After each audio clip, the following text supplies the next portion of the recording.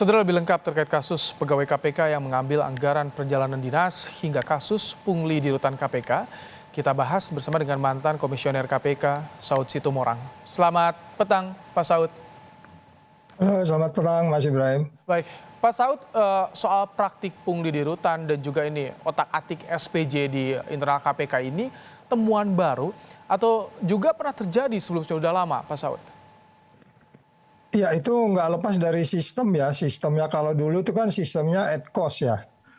Jadi kalau umpamanya ke daerah, Anda tiket berapa, makan berapa, penginapan berapa, kemudian itu kemudian dibuat sedemikian rupa sehingga kemudian pertanggungjawabannya semua yang dia perlukan dengan sistem at cost itu lebih lebih gampang untuk kemudian melihat daripada sistem yang ada sekarang. Sistem yang ada sekarang itu kan berdasarkan surat perintah perjalanan yang menurut saya itu kan konsekuensi dari KPK yang sudah berada di bawah pemerintah. Sehingga kemungkinan terjadinya pengaturan perjalanan, orang berjalan tetapi ada surat perintah perjalanan tetapi tidak melakukan perjalanan, atau kemudian penginapan, makanan dan lain-lain, sehingga kemudian terjadi peluang-peluang untuk dilakukan penyimpangan. Jadi sekali lagi sistem itu memang memungkinkan sebagaimana surat perintah perjalanan yang dilakukan oleh beberapa instansi aparatur sipil negara lainnya. Kalau pertanyaan Mas Ibrahim, di masa lalu ada saja umpamanya dia mengambil belanja yang melebihi dari yang dia gunakan, umpamanya dia makan yang terlalu banyak dan seterusnya. Tapi itu nggak mungkin sampai besar-besar ya. Kalau ini sampai angkanya 500 juta nih. Ya, makanya itu terjadi akibat dari sistem yang berlaku sekarang, bukan sistem at cost tadi itu.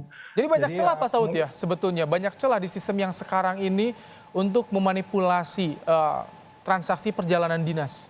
Ya, karena dia lebih fleksibel kan, lebih fleksibel. Apakah itu berdasarkan performance based budgetingnya atau sistem lain?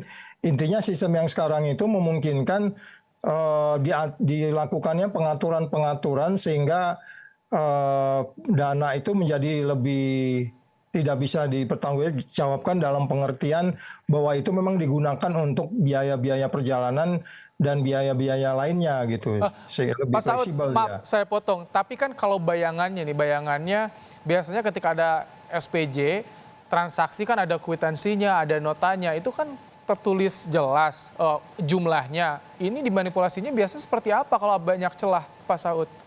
Macam-macam, diantaranya dia berjalan 3 hari tapi sebenarnya 1 hari, itu bisa juga.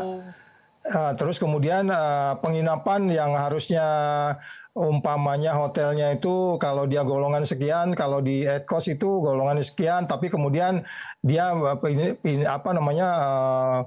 mengmarkup atau markdown, itu termasuk meningkatkan atau menurunkan, sehingga itu sebenarnya dari awal KPK itu dipakainya at cost. Setelah undang-undang baru berubah sistemnya sehingga bisa terjadi seperti yang kita lihat sekarang ini. Ini auditnya bagaimana? Rentang waktunya cukup lama, Pak Saud, kalau soal otak-atik SPJ ini dari Desember 2021 hingga Maret 2022. Ya, seharusnya sih itu pasti terlihat ya, karena itu kan angkanya cukup besar. Dan saya pikir BPK yang mengaudit mengaudit KPK tiap tahun kan mereka mengaudit, semestinya itu akan terlihat karena itu ada bukti-bukti, dan saya pikir BPK itu pahamlah mereka mana yang fiktif, mana yang enggak, kemana arahnya. Jangan-jangan ini juga mungkin temuan ini juga hasil koreksi dari BPK, bisa jadi. Karena walaupun sistemnya itu punya kelemahan, tapi sebenarnya BPK bisa memahami itu, dan kemudian atasan yang bersangkutan terlebih. Jadi kelihatannya memang yang disebutnya sebagai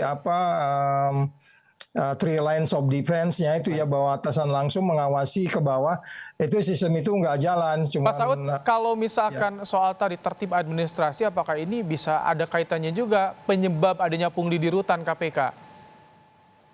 Ya, secara keseluruhan memang sebenarnya kan ini cerminan ini kan yang sudah kita perkirakan sebelumnya ya, yang kita sebut ada 26 poin kelemahan undang-undang baru itu.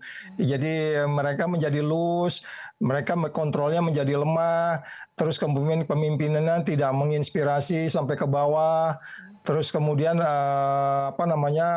pengawas internal inspektorat juga tidak proaktif, jadi mereka lebih menunggu.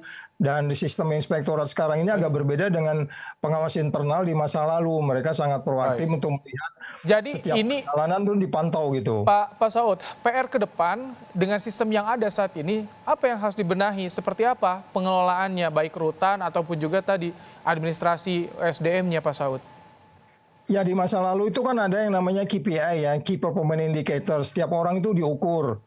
Berapa kali dia jalan keluar kota, apa yang dilakukannya, kemudian bagaimana pengeluarannya, dan seterusnya itu kan dipantau.